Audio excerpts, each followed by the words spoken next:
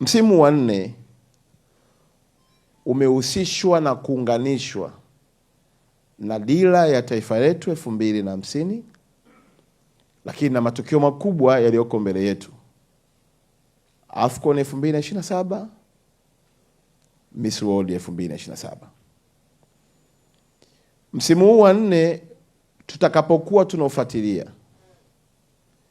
tujue unapokwenda kuisha utuache na sisi tukiwa tumebadilika kifikra na kimtazamo, na mifuko yetu ikiwa inashuhudia mabadiliko yetu ya kiuchumi. Mchongo unaoletwa na CRDB kupitia vipindi vyetu, episode zote zetu 8, unatakiwa tuchukue serious ili utusaidie kubadilika kiuchumi. Ndugu wa Tanzania, tabia tulionayo si tabia njema, na tabia hii ndio kigezo kikubwa cha kulifanya taifa letu liendelee kuwa na watu maskini. Na kwa kuwa tumekuwa na tabia ya kutokupenda kuambiwa ukweli, tunawachukia wasema ukweli, na mwisho wa siku limekuwa taifa linalopenda umbea kuliko mambo ya msingi.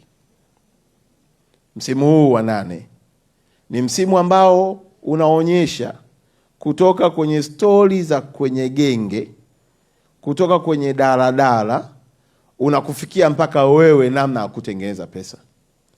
Sasa ukibaki unalaumu wakati mabenki na taasisi zote za fedha zinajitahidi kukuonyesha fursa ziko wapi, kwa sababu hawataishia tu kuambia wapi unakopa, lakini wanakufundisha na namna ya kufanya biashara, namna ya kuanzisha biashara, lakini wakusaidia pia kufungua upeo wako wa kufikiri, uone mazingira yaliyokuzunguka yanawezaje kubadilika kuwa fursa kutoka kwenye changamoto.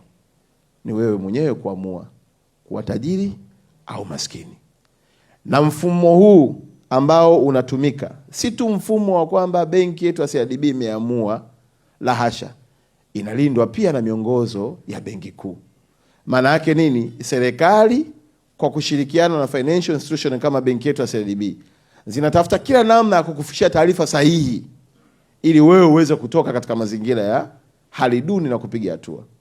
Lakini wewe mwenyewe unaweza ukaamua. Ni kama vile tunasema upande wa pili, kuokoka hushikiwi bunduki.